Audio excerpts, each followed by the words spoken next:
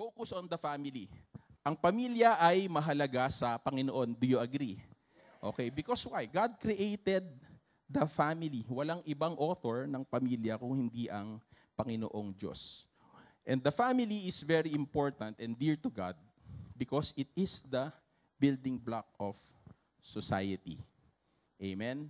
Noong isang araw lang, may nabalitaan ako na isang tawag dito, kabataan na na involved sa sa kaguluhan, sa krimen. At naisip ko, siguro hindi siya buo. Merong problema sa pamilya kaya humahantong sa ganun. And most of the stories, if we trace back kung anong history, comes from having a dysfunctional or a broken family. So ang gusto natin, palakasin ang pamilya sa Rema ngayong taon. Patuloy. So sinimulan na natin to last year, di ba? Napag-usapan natin yung the design of God in marriage, yung godly family, how to raise our children. And we will continue on that theme for the whole year. Okay.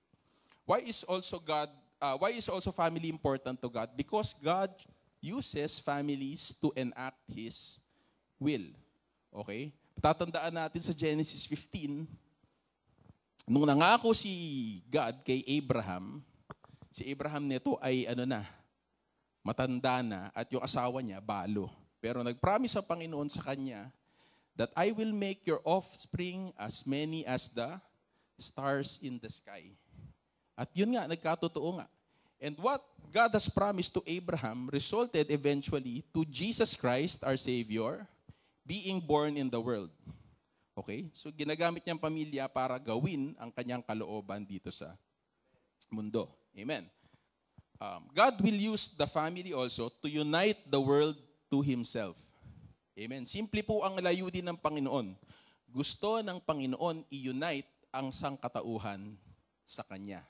Amen. And the family is a very powerful tool or a very powerful force that God will use to do this. Amen? That's why here, we as parents, gaya ko na magulang, di ba?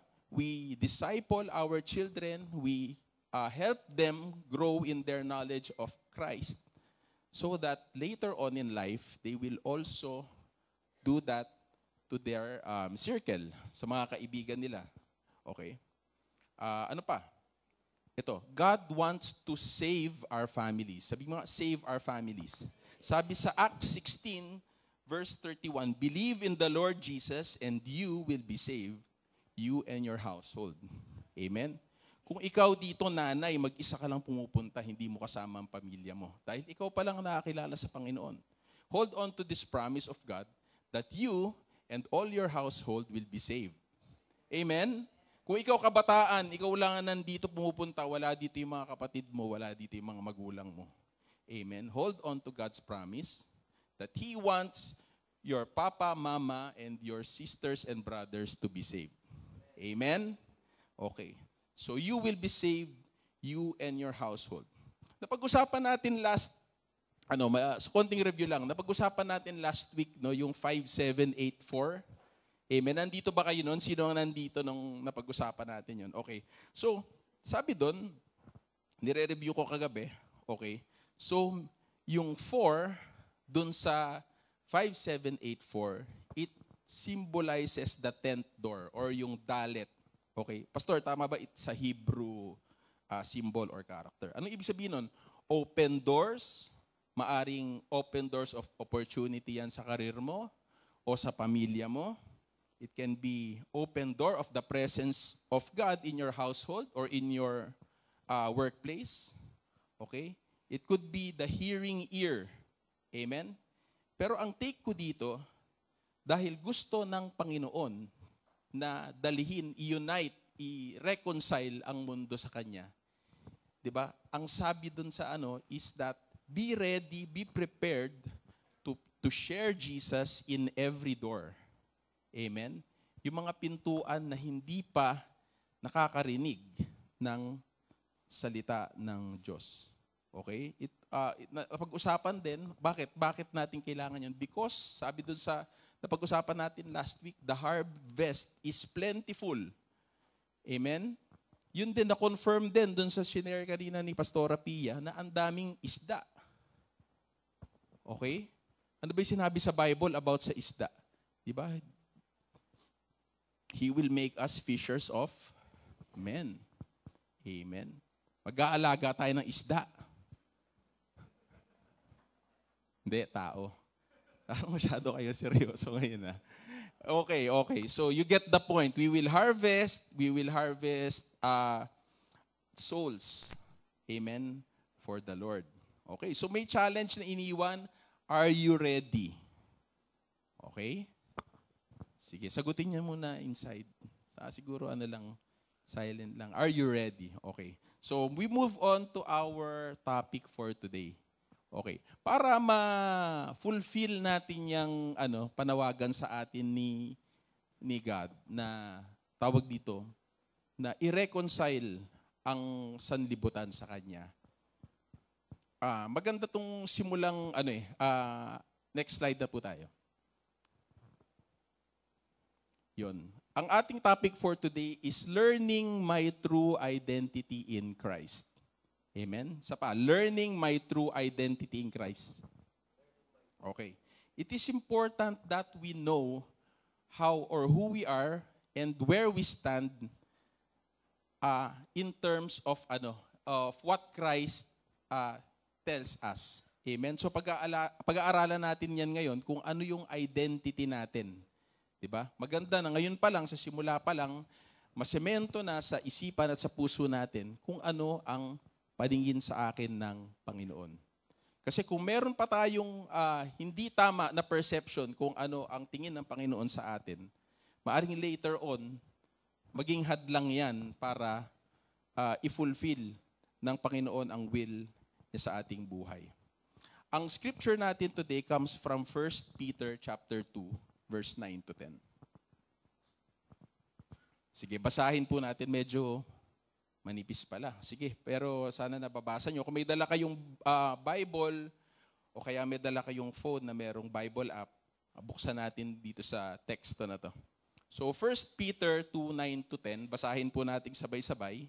But you are a chosen people, a royal priesthood, a holy nation, God's special possession, that you may declare the praises of Him who called you out of darkness into His wonderful light. Once you were not a people, but now you are the people of God. Once you had not received mercy, but now you have received mercy. Amen. Pagpalain ng Panginoon ang pagkabasa ng Kanyang salita, tayo yumuko muna at manalangin. Panginoon, maraming salamat sa iyo sa umagang ito, Panginoon. Thank you, Lord, for we know that your presence is here, O God, and we can rest in your presence, Lord. We pray, O God, that your word will minister to us this morning, and we pray for mighty revelations from your word. I pray, Lord, that every heart will be a good soil for your seed to be planted, so it will grow and bear fruit. Samahan mo ako, Panginoon, ang iyong lingkod, bilang mensahero, Panginoon, ng iyong salita. Gamitin mo lamang ako, Panginoon, na mouthpiece mo, God. And may every word and every thought that is in your heart be shared today, be received today by everyone here, oh God. That is your will, Lord, for us to have the word and have it, Lord, so that we can change, Panginoon, for your glory. And we pray in Jesus' name. Amen. Okay. So what is our identity? Ito ang katanungan. So dito muna tayo magsisimula. Next slide, please. Okay, what is our identity? What defines someone's identity? Okay?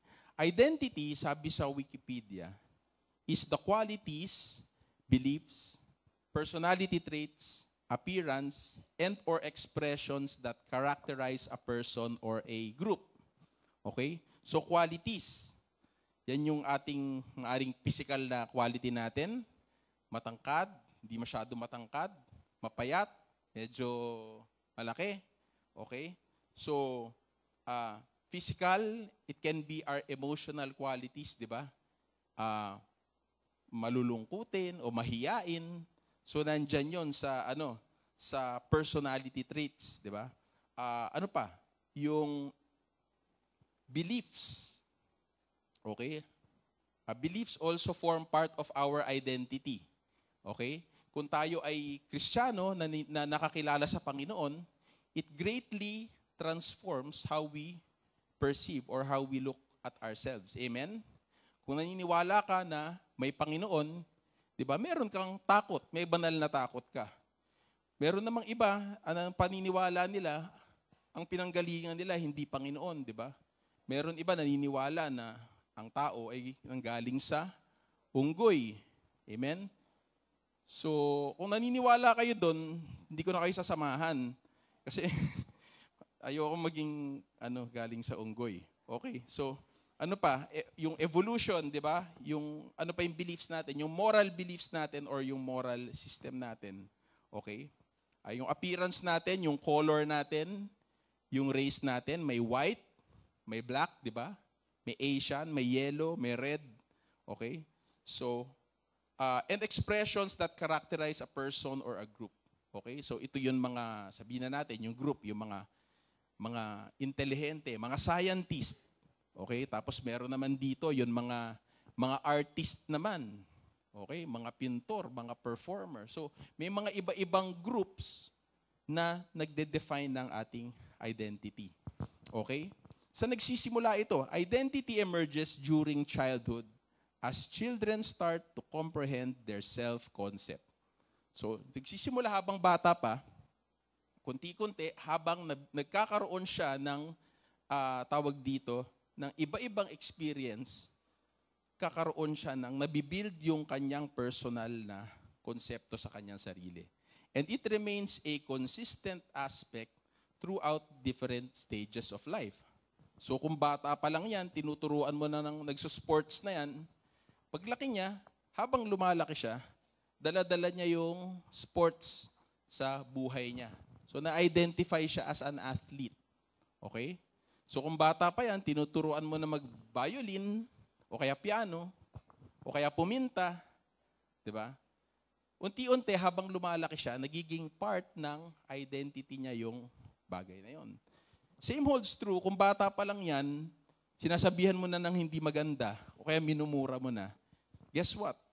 Dala din niya ulit yon pag laki niya. So yung crucial, yung stage ng kabataan ng isang tao dahil doon pa lang nagkakaroon na siya ng self-concept. Okay? Will I be an athlete when I grow up? Will I be an artist?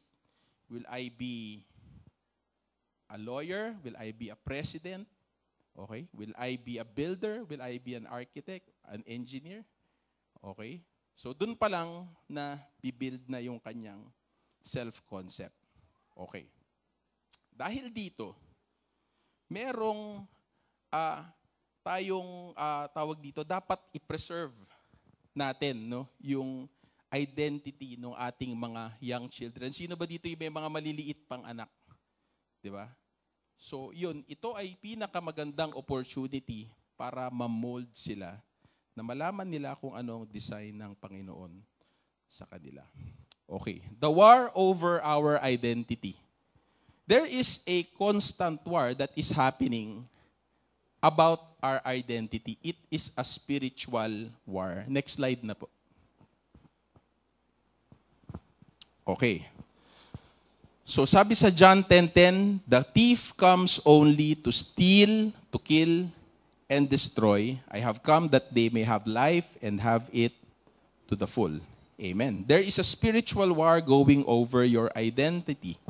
Why? Because Satan, although sinabi sa atin ng Panginoon, meron tayo identity sa Kanya, Satan is continuously and constantly trying to steal our identity. Amen. Sino ba si Satan? Satan is the enemy.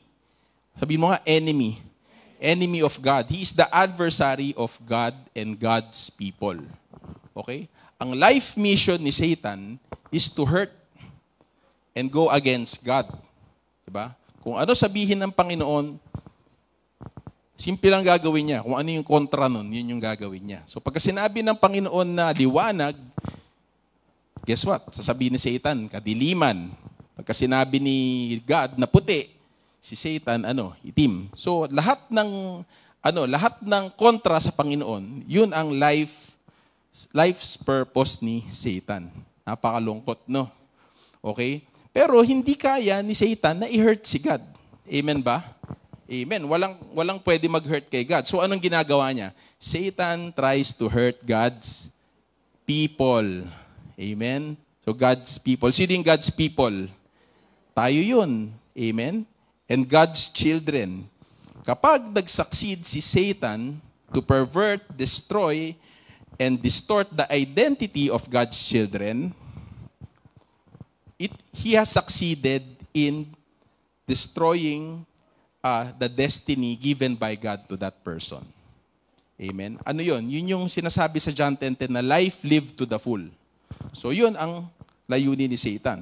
Para akin, kung hindi mo ako saktan mo na lang yung anak ko, masasaktan din ako. Di ba ganun din yun? Okay, so ganun ang ginagawa ng devil. Okay, merong tools ang kaaway para gawin yan. Sabihin mo nga, tools. Next slide.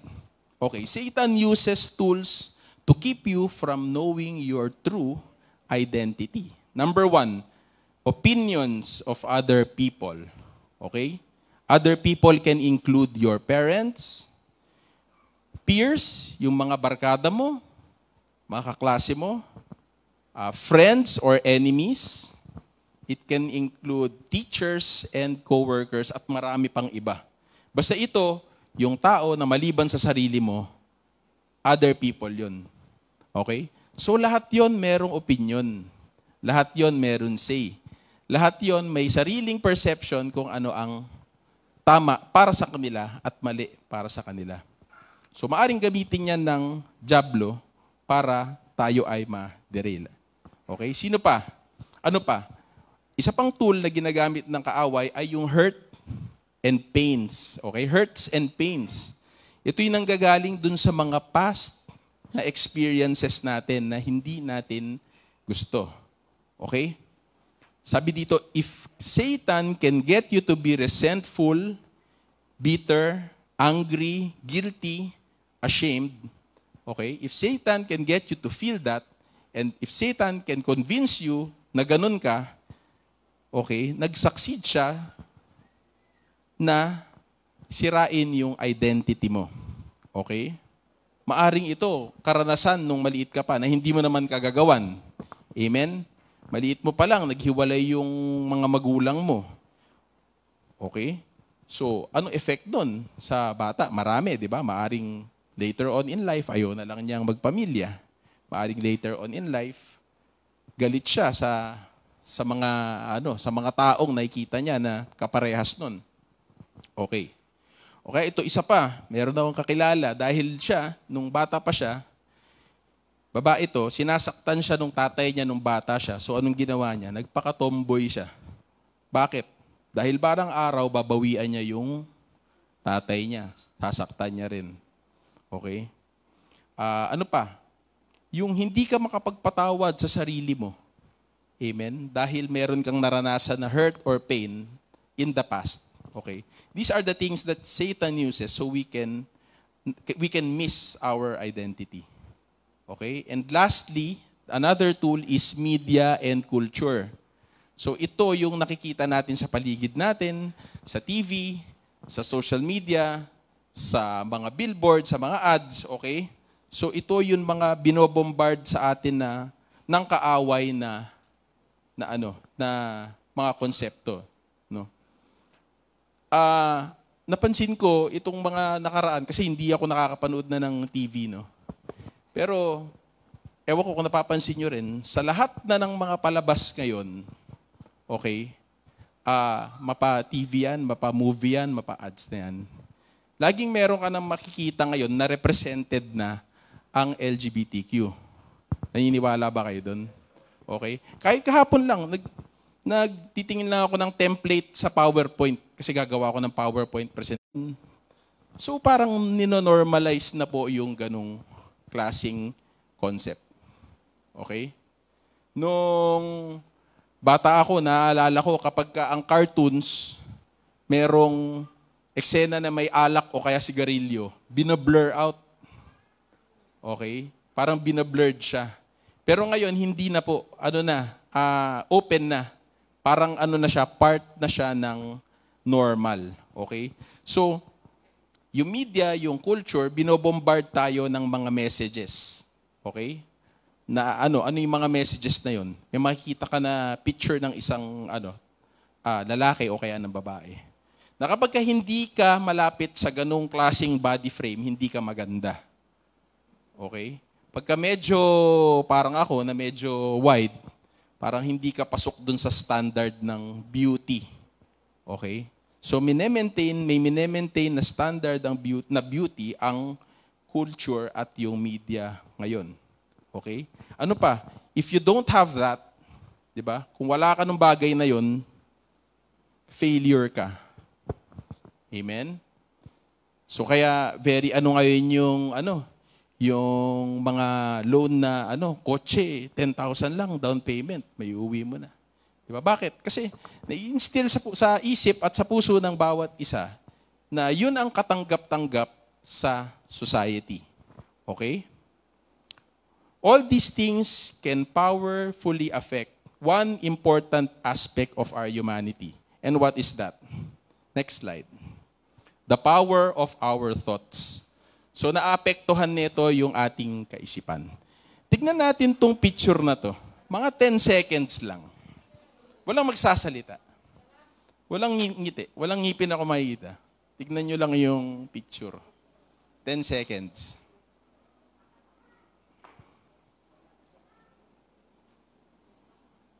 Okay, tapos na.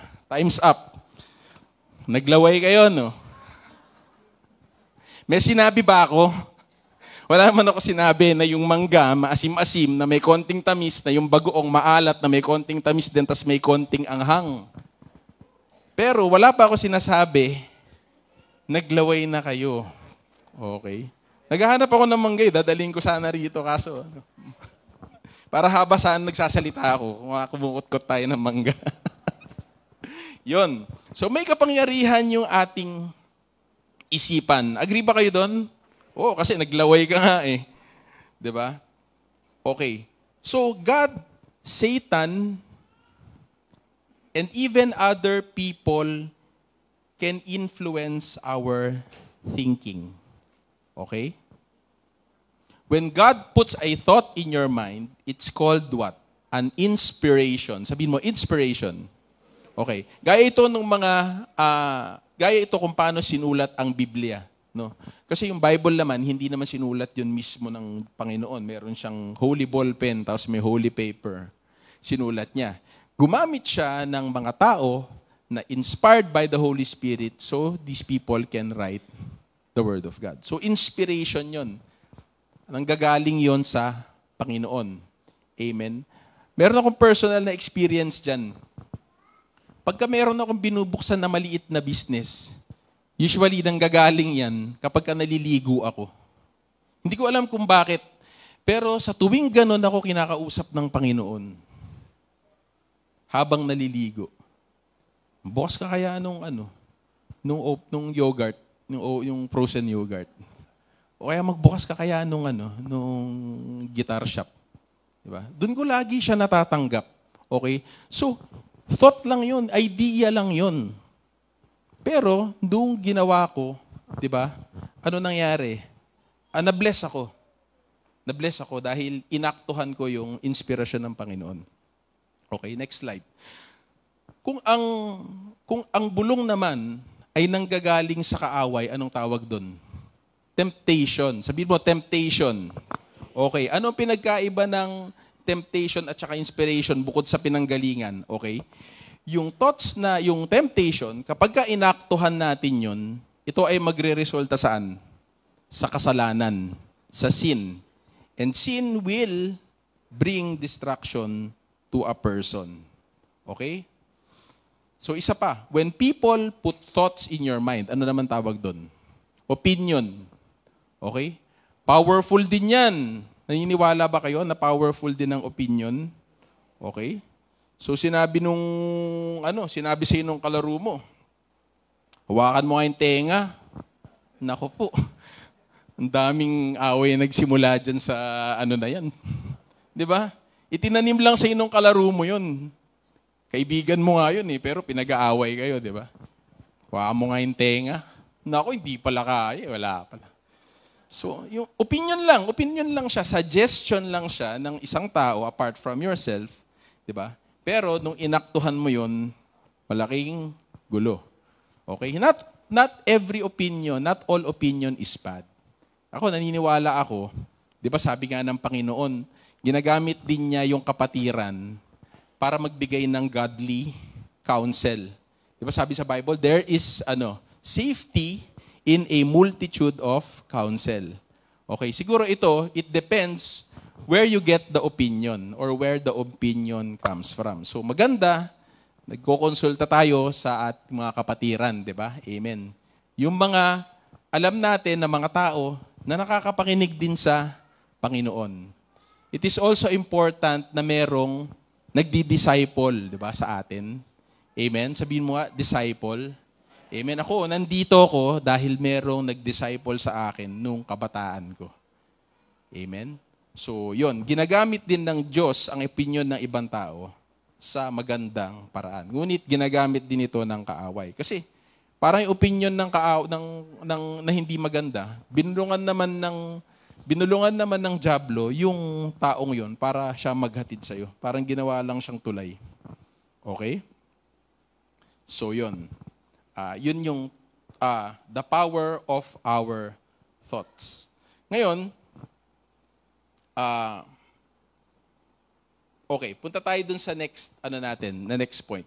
How do I know my true identity? Okay, next slide.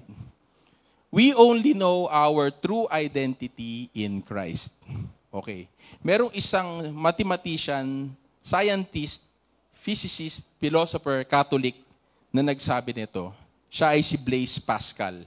Okay, sabi niya, not only do we know God by Jesus Christ alone, but we know ourselves only by Jesus Christ. We know life and death only through Jesus Christ. Apart from Jesus Christ, we do not know what is our life, nor our death, nor God, nor ourselves, only by Jesus Christ. Amen. 140 times in the Bible, sinabi yung katagang in Christ. Sabi mo nga in Christ. Okay, kay Jesus. Okay, 140 times. It is the most used term to describe a disciple of God, a believer of God, or somebody in the family of God. Okay? Yung Christian na Christian, mo lang siya, kakaunting beses mo lang siya mababasa sa Bible. Tayo ay pinatutukuyan ng Panginoon sa Bible, tayong mga believers, as someone who is in Christ. Okay? So, out of the 140 times na sinabi yung phrase na in Christ, 35 times, sabi mo 35 dun sa instances na yon, sinasabi that because you are in Christ, you are this. Okay? Yung identity natin sa Panginoon. So, 35 times in the Bible describes what God says is your true identity. It's who you are, it's the real you, who you're made to be. Okay? Pero yung 35 na yon, hindi natin may isa-isa yon. Okay? Instead, we will talk about only 5 of them. Okay? Nung kami nag-travel sa Singapore last year, pagpasok mo sa immigration, meron silang scanner doon na scan mo lahat ng daliri mo. Okay? Kaliwa at kanan. So meron silang Hindi katulad dito sa Pilipinas, may kakausapin ka pang tao, tas gaganon. Sa kanila, gate na lang na merong sensor.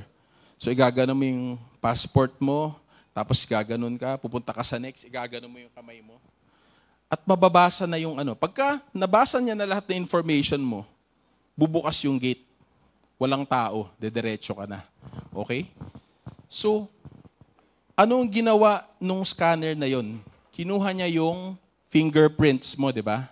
Amen. And the fingerprints of an individual is what? Unique. Okay? Walang kaparehas. Di ba? Ganon sila kampante na kapag in-scan yung fingerprint ko, hindi magkakaroon ng kaparehas yan. Isang tao lang ang meron niyang ganyang set ng fingerprints. Okay? Dahil dun sa fingerprints na yon, nandun na ang pagkakakilanlan nung tao na yon. Amen?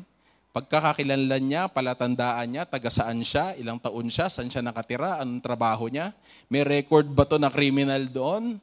Okay? Okay? First honor ba to sa math? Parang ganun.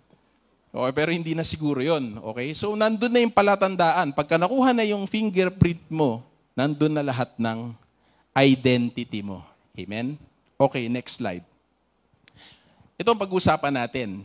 5 fingerprints of my true identity. Amen? May mga fingerprint pa ba kayo? Kasi yung mga ibang kasama namin sa Plax, nabura na eh. Kakagawa. Anyway, okay, merong 5 fingerprints of our true identity. Ayon sa 1 Peter 2, verse 9 to 10. Ito yung binasa natin. So, basahin nga natin sabay-sabay yung 5. Number 1, I am completely accepted. Number 2, I am extremely valued. Number 3, I am eternally loved. Number 4, I am totally forgiven.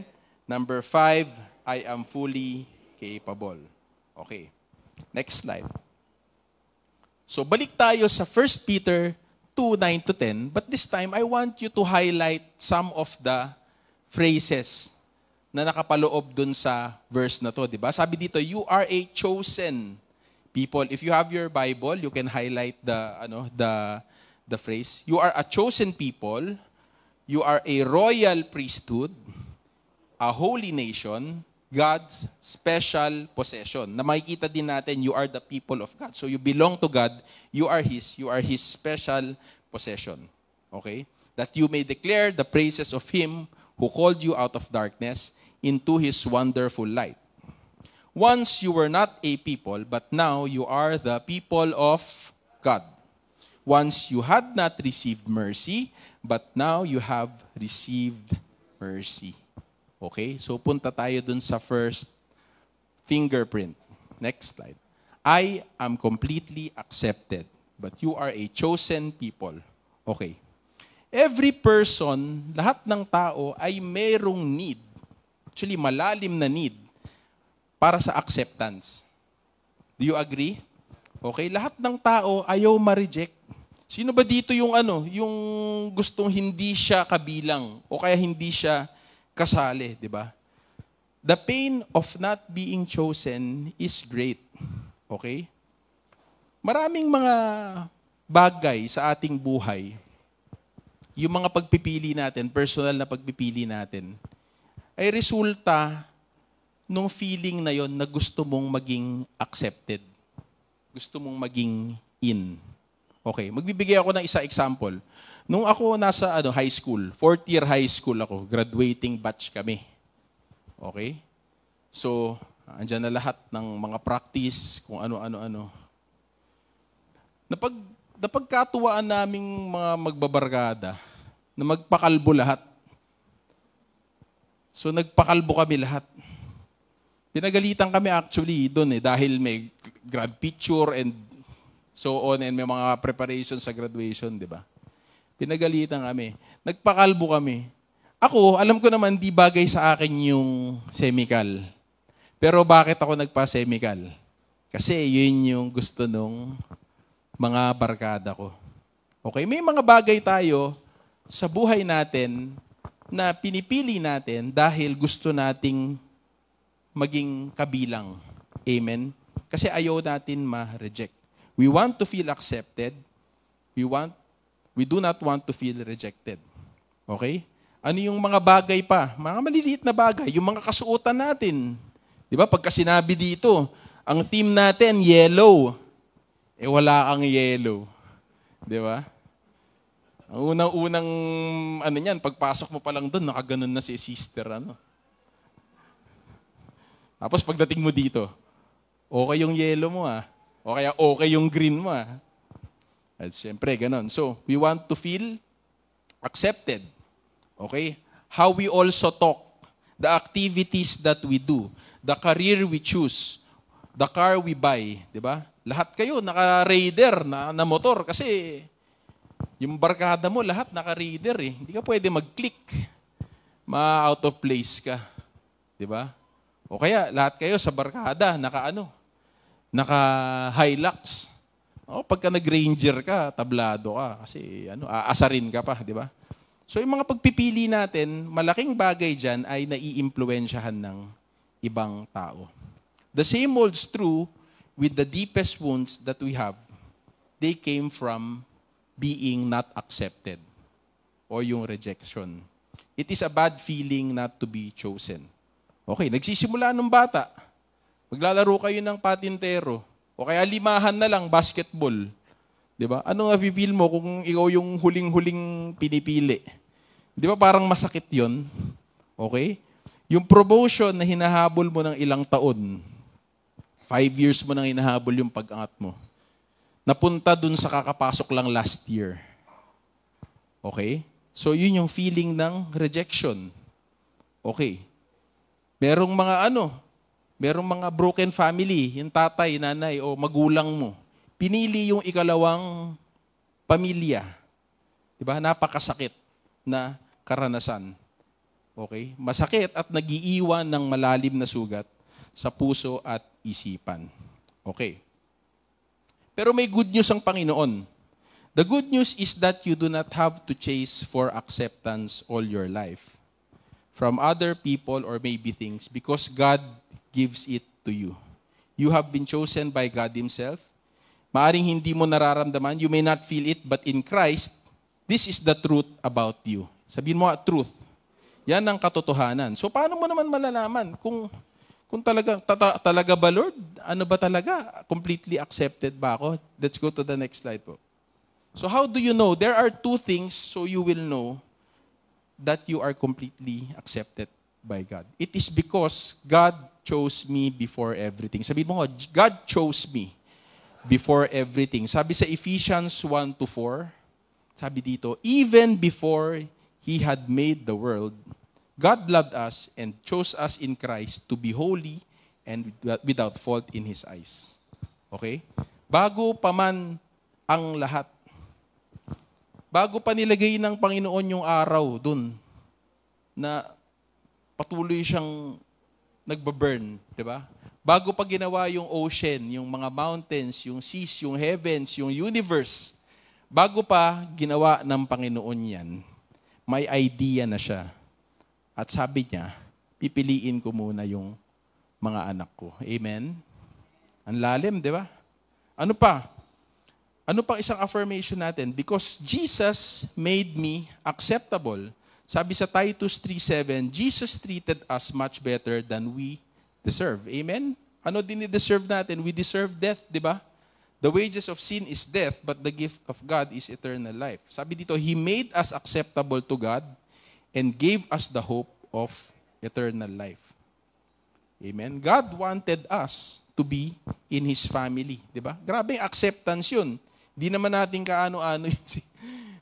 Di ba? Yung, parang yung narinig ko sa isang preacher before, grabe yung pagmamahal at yung acceptance ng isang set of parents para mag-take in sila ng anak na hindi naman kanila. Yung adoption ba? 'Di ba? Kasi minsan tayo nagkakaanak uy, naabuntis lumabas Pero yung pagka-adoption hindi, talagang dinesisyonan. 'Di ba? Didesisyonan ko, kukunin ko 'to at isasama ko sa pamilya natin. Ganon ang ginawa ng Panginoong Jesus sa atin. 'Di ba? Hindi aksidente. Intentional, purposeful. Ganon ang ginawa niya sa atin. He accepted us and brought us into His family. Amen? Okay? So number 1, I am completely accepted. Okay, let's go to number 2.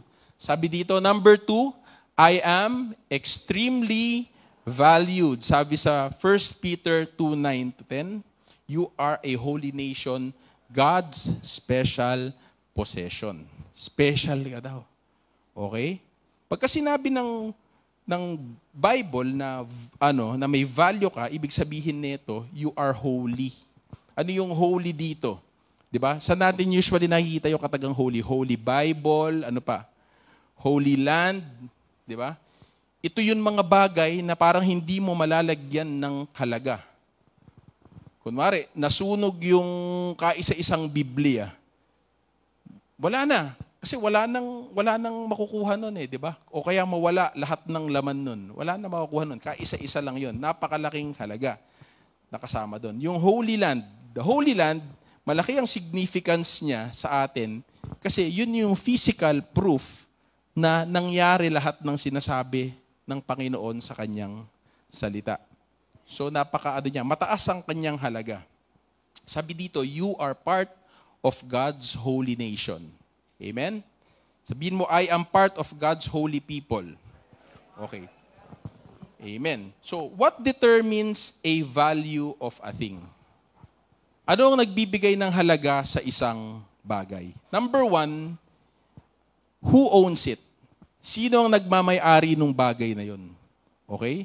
Minsan, kahit na common na bagay, nagkakaroon ng malaking halaga dahil sa taong nagmamay-ari nito. Example. Okay. Meron akong sapatos. Okay? So, sapatos ko, bili ko, ganito, ganyan. Pero meron ding sapatos na parehas nun, pero ang nagmamay-ari, si Michael Jordan. Okay? Sa tingin mo, pagka nagkapresyuhan, magkano yung sapatos na si Michael Jordan mismo yung may-ari, nagsusuot? Di ba malaki? Lumaki yung halaga ng isang ordinaryong bagay dahil sa taong nagmamay-ari nito. Amen. Okay? So isa pa. Kunwari, merong sopa. Di ba? May sopa na ordinaryo lang. Pero pagmamay-ari pala ni Jose Rizal yun. Di ba? Hindi mo na malalagyan ng halaga yun kasi, di ba? Kailan pa ba si Rizal? 19 o baka 18 pa. 19 kopong-kopong ka, di ba? So the owner of the object adds value to the common things. Now, tanong mo sa sarili mo, who is my owner? Sino ba ang nagmamay-ari sa atin? Di ba? I am owned by the King of Kings. I belong to the King of Kings. Sabi sa Deuteronomy chapter 7 verse 6, for you are a holy people, holy to the Lord your God. The Lord your God has chosen you out of all the peoples on the face of the earth to be His people, His treasured possession. Amen? So yun, number 1, kung sino ang nagmamay-ari. Isa pang bagay, what determines a value of a thing? Okay? Number 2, how much is someone willing to pay for it? Okay? Maaring ako, may binebenta ako na gitara. Oh, limited edition to. Sinay na ni Eric Clapton. Diba? Iisa lang to out of the 50 na ginawa sa buong mundo. Binebenta ko tuloy ito ng 200,000. Pero yung gustong bumili, 15K na lang. Diba? So kahit anong halaga ang ilagay ko dun sa bagay na yun, kung wala namang may gustong bumili dun sa presyo na nilalagay ko sa kanya, ang halaga niya, nag-a-amount lang dun sa value na gustong bayaran nung gustong bumili nung ano. The material thing costs only by how much someone is willing to pay for it. Okay? So yon, dalawang bagay. Now, why am I extremely valued? Next slide po. Okay. How can I tell that I am extremely valued? Number 1, because God is my Father. Sabi sa John 1:12, yet to all who did receive Him, to those who believe in His name, He gave the right to become children of God. Okay. Ito, hindi po lahat ng tao ay anak ng Diyos. Naniniwala ba kayo doon? Sabi sa John 1:12, kung sino yung naniwala sa Panginoong Hesus at tinanggap siya, siya ang may karapatan na tawagin o ituring children of God. Amen? Lahat ng tao mahal ng Panginoon, sabi niya yan sa Bible. Pero hindi lahat pinili ang Panginoon para maging part ng family ni God. That's why yun nga yung sinasabi natin nung una, di ba? God wants to reconcile the world to Himself. Para lahat maging anak niya. Okay? So yan, ikaw ay anak ng Diyos because God is your Father, you are extremely valued. Number 2, because Jesus gave His life for me. Okay, 1 Corinthians 7:23 says, you have been bought and paid for by Christ, so you belong to Him. Okay? Anong value? Magkano kaya yung halaga na binayaran ng Panginoon para bilhin niya ako sa kamatayan? Amen. Is it 15K? Is it 200K? Amen. It cost Him the lifeblood of Jesus Christ. Amen. Ganon kalaki yung halaga. Although natanggap natin ng libre yung ating kaligtasan, ang ating kaligtasan ay hindi mumurahin. Amen? Naniniwala ba kayo doon? Our salvation is free but it is not cheap. Okay? So, pahalagahan natin. Dahil malaki ang binigay na halaga ng Panginoon sa atin. Okay? So, our identity number 1 is that we are accepted. Our identity number 2 is we are extremely valued. Okay? Our identity number 3, sabi dito, I am eternally loved. Okay? Sa verse 10, once you were not a people, but now you are the people of God. Okay. Sabi dito, God treats you as His own, as members of His family. Okay? Pagdating sa langit, sabi sa Hebrews 2:11, so now Jesus and the ones He makes holy have the same Father. That is why Jesus is not ashamed to call them His brothers and sisters. So pag-akit natin sa langit, ang una sasabihin sa atin ni Jesus Christ, bro, sis, dito ka na. Nice to see you. Okay? Sabi dito sa how do I know that I am eternally loved? Okay, next slide. Okay. Because God took me into His family. So now, sabi sa Hebrews 2:11, so now Jesus and the ones He makes holy have the same Father. Sabihin mo nga, I have the same Father. Oh, I have the same Father as you, which is God the Father. That is why Jesus is not ashamed to call them His brothers and sisters. Okay. Ano pang isang reason? Ano pang isang proof? Because God's love is unconditional. Sabi sa Jeremiah 31:3, long ago, the Lord said to Israel, I have loved you, my people, with an everlasting love. With unfailing love, I have drawn you to myself. Okay? He has drawn us to Himself. For the Lord is good, His unfailing love continues forever, and His faithfulness continues to each generation. Alam niyo, unconditional love, ang Panginoon lang ang may kayang magbigay nun.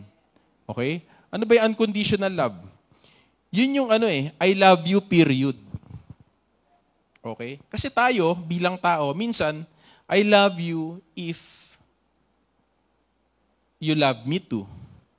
Di ba?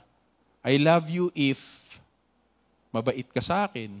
Okay? I love you because you are beautiful. Okay? So, hindi unconditional love. Why? Because somewhere along the way, yung beauty magfe-fade. Paano kapag hindi na maganda? Paano pagka hindi na flat yung tiyan, wala nang abs? 'Di ba? Love mo pa din ba? Okay? So, usually ganun tayo mga tao kahit sa mga anak natin. I love you if you obey me. Pero paano pagka matigas yung ulo? Hindi na love. Okay? Pinapagalitan na. Okay? So, iba yon dun sa example ng God's unconditional love for us. Yung love ng Panginoon, it is not based on your performance. Sabi mo nga, performance. Okay. God loves you because God is love. Okay? God loves you, period. Walang if, walang because, walang if you, walang pagka ginawa mo lang ito. 'Di ba? Sabi sa Bible, while we were yet sinners, Christ died for us. Hindi niya hinintay, magsisi muna to, pagka nagsisi na, saka ako na siya mamahalin. Hindi. Pero habang nandun tayo, nakalubog tayo sa kasalanan natin, dun dumating ang Panginoon. 'Di ba? Dahil bakit? Dahil alam niya na kung wala siya, hindi natin kayang magbago. Amen? Okay, so that is our third fingerprint. Okay? Okay? You are accepted, you are valuable, and you are forever loved. Okay, dalawa na lang. Number 4. I am totally forgiven. Okay? Sabi sa verse 10, once you had not received mercy, but now you have received mercy. God's mercy has what? Resulted forgiveness for us. Ang mercy ng Panginoon ay nagresulta ng kapatawaran ng ating kasalanan. Sabi dito, now you have received mercy. Ngayon, ang forgiveness na binibigay ng Panginoon ay total. Ano ibig sabihin ng total? Pangkalahatan. Okay? So, hindi yun tipong, pagka may ginawa kang kamalian at kasalanan at nakakilala ka na sa Panginoon, ay counted na yan. Ang mga binura ko lang, yung mga before ka makakilala sa akin, lahat nung susunod, counted na yan. Hindi po ganun. Okay? Sabi dito, alam na ng Panginoon yung mga worst na kasalanan mo kahit hindi mo pa nagagawa yun. That's why, ang in-offer niya sa'yo ay total forgiveness. Okay? Narinig niyo na ba yung statement sa mga drama na na yung pagka may hindi nang magandang nangyayari, di ba? Pinaparusahan ako ng Diyos. Narinig niyo na ba yung mga katagang yun? Parang narinig ko na yun noon eh. Na dahil may hindi magandang nangyayari, pinaparusahan daw siya ng Panginoon. But that is not biblical. Amen? God does not condemn us. Sabi sa Romans 8 verse 1, next slide. There is now no condemnation for those who are in Christ Jesus. Amen? Are you struggling with condemnation? Parang hindi mo mapatawad yung sarili mo. O nililimitahan ka ba nito? Saka na ako mag-ministry, ganito pa ako sa buhay ko na dinidil eh. Kapatid, pinatawad na ng Panginoon yan. Kahit hindi mo pa nga hingan ng tawad eh. Pinatawad na ng Panginoon yan. Bakit? Kasi ang nakikita ng Diyos, pagka nakikita niya tayo, hindi yung kagagawa natin. Ang nakikita lagi ng Panginoon every time we come to Him is the righteousness of Christ. Amen? We were not saved by our own righteousness. We were saved by the righteousness of Jesus Christ. Yung righteousness nating mga tao, kahit ano pang pinakamagandang bagay na ginawa mo, are just filthy rags in the sight of God. Okay? So do not let your guilt speak to you whenever you feel condemned of sin. Always know that Jesus' righteousness is upon you, and that is what God is looking at. Okay. How do I know that I am totally forgiven? Two things again. Number 1, because it's God's nature to forgive. Okay? Natural sa Panginoon na magpatawad. Sabi sa Isaiah 43:25, and yet I am the God who forgives your sins, and I do this because of who I am. I will not hold your sins against you. Number 2, because Jesus paid for my sins. Ephesians 1:7 says, for by the blood of Christ, we are set free, and that is, our sins are forgiven. How great is the grace of God. Amen. Okay. Jesus paid for all our sins. So we should not feel condemned. Okay? We should not feel guilty because in Christ, we are totally forgiven. Okay, so we go to the last point. Number 5. Okay, so number 5, I am fully capable. Sabi sa 1 Peter 2:9, but you are royal priests, chosen to tell about the wonderful acts of God, who called you out of darkness into His wonderful light. Sabihin mo nga, I am a priest. Para may pagdududa pa. Yung talagang kumbinsido, yung 110%. Okay? 1, 2, 3. I am a priest. Okay? Ano ibig sabihin ng priest? Pari ka daw, brother. Pare. Okay? As a Christian, as a child of God, as a believer of Christ, as a born again in the family of God, you are considered a priest. Maniwala ka sa hindi. Ikaw ay priest. Okay? Ngayon pa lang, kumbinsin mo na yung sarili mo na ako ay priest. Okay, next slide. What does a priest do? Okay? A priest represents God to man. Amen? Sa atin mismo, the priest is a messenger and a bringer of the good news. Amen? Taglay-taglay natin ang gospel ng Panginoon. God's love and grace to mankind.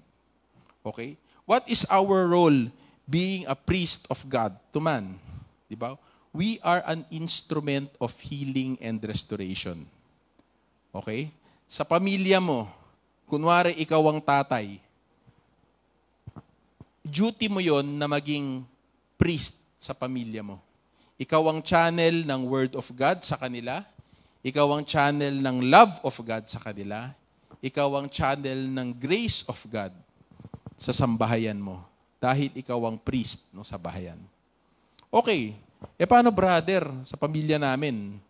Yung nanay lang ang Christian. Same pa din. Priestess naman. Okay? Anong gagawin niya? Siya ang nagdadala ng mga sinabi ko. Okay? Kapag ka may sakit sa pamilya, siya ang nagle-lay hands. Okay? Siya ang nag-anoint dun sa sick. Siya ang nagbibigay, siya ang peacemaker ng pamilya. Okay? Ano pa? Siya ang bearer of God's presence in the family. Okay? Kahit kunwari ikaw kabataan ka, ikaw lang ang priest sa pamilya. What do? You represent God to your parents. You represent God to your siblings. You represent God to your classmates and teachers. Ano ibig sabihin nun? Pagka representation ka ng Panginoon sa isang lugar. Di ba? Alam mo kung paano ka aakto. Nang dahil alam ko na ako ang representation ng Panginoon sa lugar na to. Hindi ako magmumura-mura.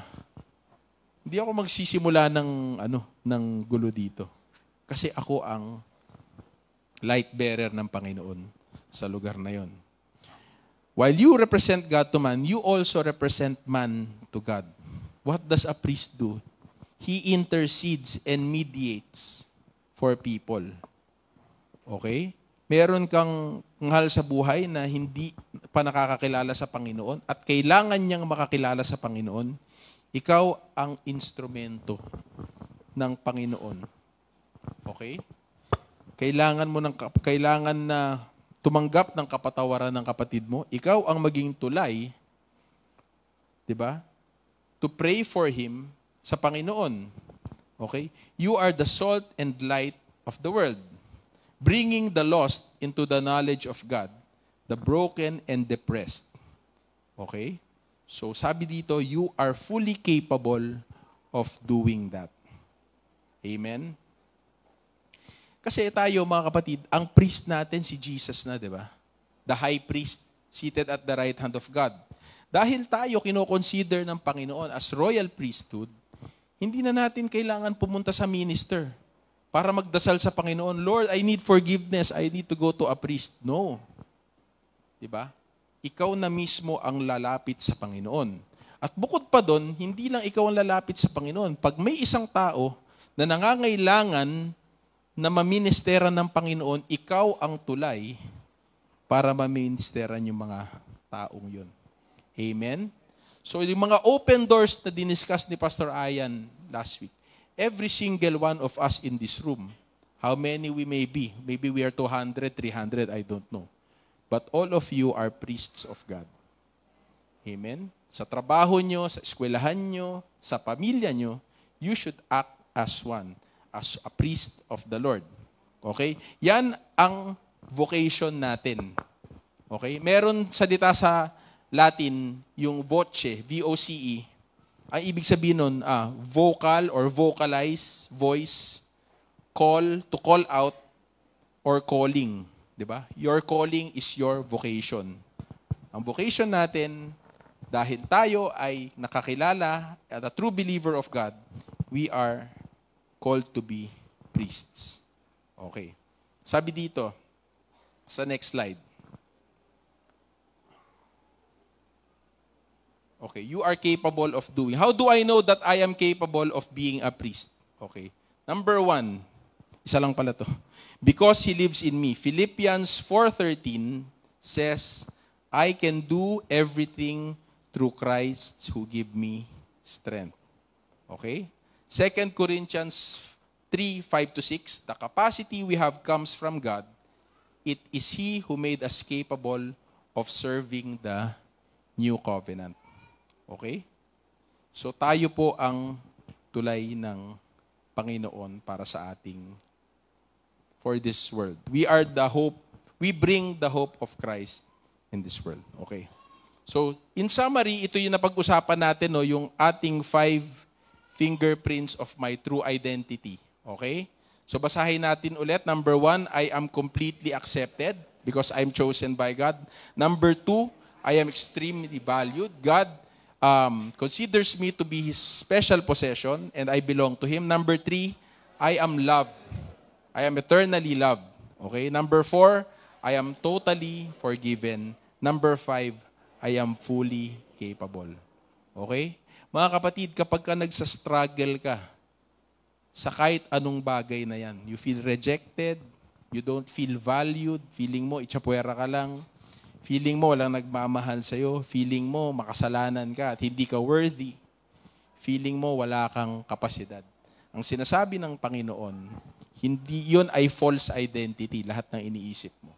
But the true identity of us Christians is God, is already said here. Okay, in closing, last slide na po. What do you do when your identity is compromised? Okay, having heard everything that was said today, nakita natin, merong diferensya kung ano ang tingin ko sa sarili ko at kung ano ang tingin ng Panginoon sa atin. So having known that, anong dapat natin gawin? Number 1, we should pray to God. Surrender your thoughts to God in prayer. Ask God's help and strength. Lord, yung karanasan ko, yung paghihiwalay ng mga magulang ko noon, nasugatan ako doon. Nasira identity ko. Lord, yung boyfriend ko o yung girlfriend ko na iniwan ako, sobrang nasaktan ako. Diba? Nang dahil doon, ganito yung identity ko. Lord, yung bisyo ko noon, yung pag-iinom ko, yung pagdadrugs ko noon, nasira identity ko dahil doon. Isumbong mo lahat sa Panginoon. Isurrender mo lahat sa Kanya. Okay? That is not the first thing you do. You ask for God's help and strength in prayer. Number 2, cut off ties that made you lose your identity. Okay? May mga pagkakataon na may mga kaibigan tayo o may mga kakilala tayo na dapat natin iwan para tayo ay baka move on sa ating totoong identity natin sa Panginoon. There may be acquaintances, associations, and friendships that you must stop for you to live out your true identity. Amen? Okay, may barkada ka ba na hindi ka dinadala sa magandang gawain? Iwan mo na muna yun. Okay, may relationship ka ba na hinaharbor na hindi ka looban ng Panginoon? Iwan mo na yun. Diba? Yun ang sinasabi ng Panginoon. Cut off. Okay, number 3, take charge and control of your identity. Paano natin gagawin yan? Renew your mind. Fill your thoughts with what God says you are. Read your Bible. Memorize Scripture and speak them over your life. Live the Word. Okay? So binigay ng Panginoon ang Kanyang salita at binigay niya ang banal na Espiritu sa atin upang tayo ay bigyan ng pangunawa sa salita ng Diyos. And lastly, defend yourself, and realize that it can happen again. Okay? Mga kapatid, hindi natatapos dito na pagkatapos ng preaching na to. I have my true identity already. Hindi. Mamayang-mamaya lang, aatakihin ka na agad ng kaaway. Be alert against Satan's attacks because he will not stop stealing your identity. Okay? So in Christ, we are accepted, we are valued, we are loved, we are forgiven, and we are fully capable. So, yun lang po. God bless you. Let us stand up and let us pray to God.